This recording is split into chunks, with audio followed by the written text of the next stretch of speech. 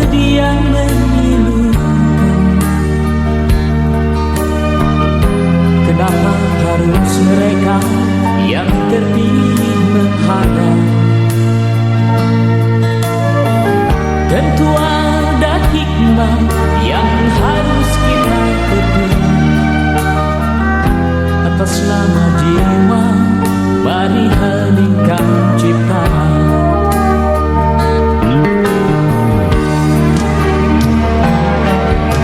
Kita mesti bersyukur bahwa kita masih diberi waktu.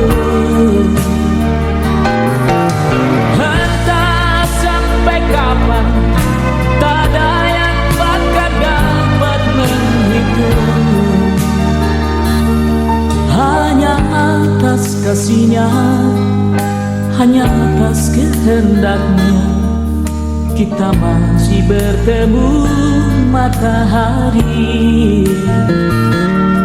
Kepada rumpun dilalang, kepada bintang gemintang, kita dapat mencoba meminjam catatannya.